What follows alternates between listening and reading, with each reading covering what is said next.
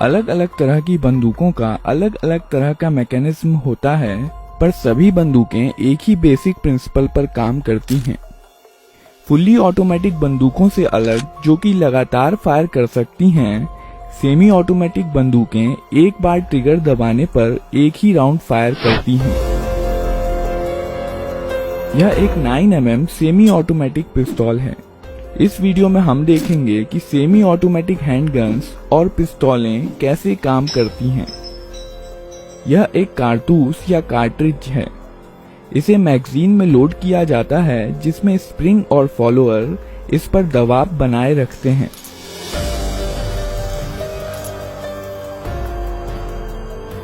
Magazine का design कुछ इस प्रकार का होता है कि कारतूस आगे स्लाइड होकर ही बाहर आ सकता है।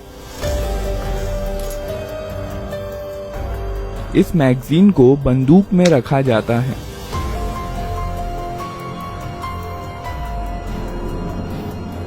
यहाँ पर बंदूक के अंदर के महत्वपूर्ण पार्ट्स दिखाए गए हैं। बंदूक को पहली बार फायर करने के लिए रिकॉइल स्प्रिंग के अगेंस्ट स्लाइडर को हाथ से पीछे खींचा जाता है। इसके कारण कई चीजें एक साथ होती हैं, जिन्हें हम एक एक करके देखेंगे। स्लाइडर के मूवमेंट के कारण हैमर पीछे आता है। यह हैमर स्ट्रट के जरिए मेन स्प्रिंग से जुड़ा होता है और इसलिए मेन स्प्रिंग को दबा देता है।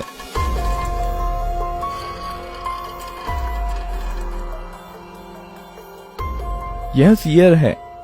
यह हैमर के मूवमेंट को कंट्रोल करता है। जब स्लाइडर पीछे जाता है, तब सीयर लीफ स्प्रिंग के दबाव में हैमर के साथ एंगेज हो जाता है और हैमर को वापस जाने से रोकता है।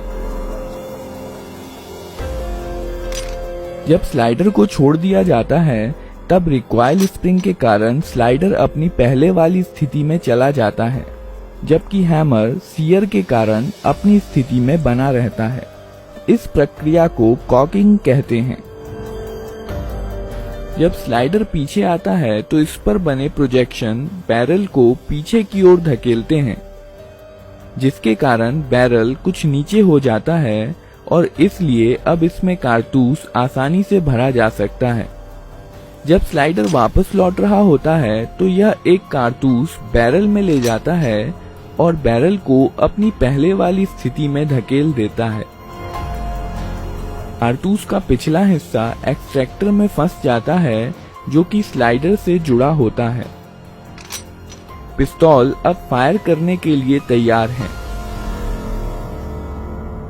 जब ट्रिगर दबाया जाता है, सीयर डिस्कनेक्टर के माध्यम से धकेल दिया जाता है, जिसके कारण यह हैमर से डिसएंगेज हो जाता है। हैमर अब फ्री है और मेन स्प्रिंग के दबाव में यह फायरिंग पिन, जो कि स्लाइडर में फिक्स्ड होती है, से जा टकराता है। बदले में यह फायरिंग पिन कारतूस के प्राइमर पर स्ट्राइक करती है।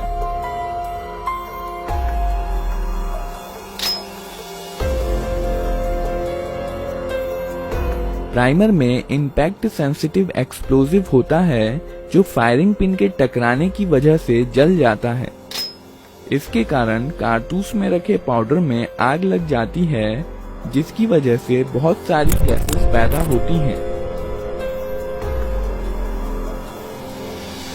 और इस प्रकार बुलेट के पीछे की जगह बेहद हाई प्रेशर गैसों से भर जाती है। इसलिए बुलेट पर पीछे से बल लगता है, जिसके कारण बुलेट बहुत तेज गति के साथ बैरल से बाहर निकलती है।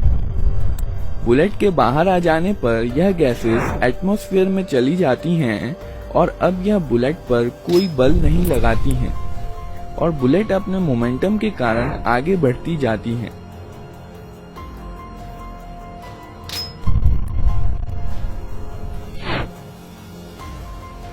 बैरल में कुछ लकीरें और खांचे बने होते हैं, जो आगे बढ़ते समय बुलेट को स्थिरता के लिए घुमा देते हैं। यह गैसें बंदूक पर भी समान और विपरीत बल लगाती हैं, पर चूंकि बंदूक काफी भारी होती है, इसलिए इसका एक्सेलरेशन बुलेट के मुकाबले काफी कम होता है और इसलिए यह पीछे की तरफ ज्यादा गति प्राप्त नहीं कर पाती। विस्फोट की कुछ एनर्जी स्लाइडर को पीछे धकेलने में इस्तेमाल हो जाती है। केस या खोखा स्लाइडर के साथ पीछे आता है और इजेक्टर की मदद से बाहर निकाल दिया जाता है।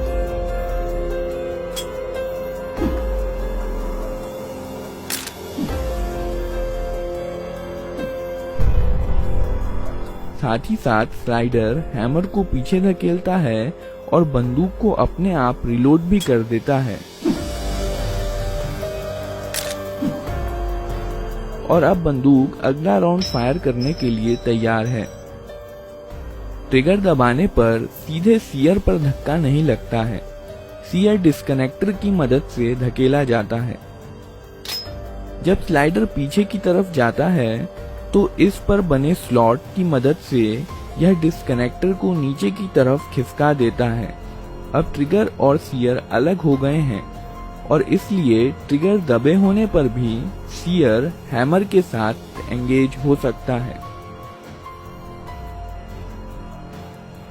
जब ट्रिगर छोड़ दिया जाता है तब डिस्कनेक्टर लीफ स्प्रिंग के दबाव के कारण स्लाइडर के स्लॉट में चला जाता है और अब बंदूक फिर से फायर की जा सकती है।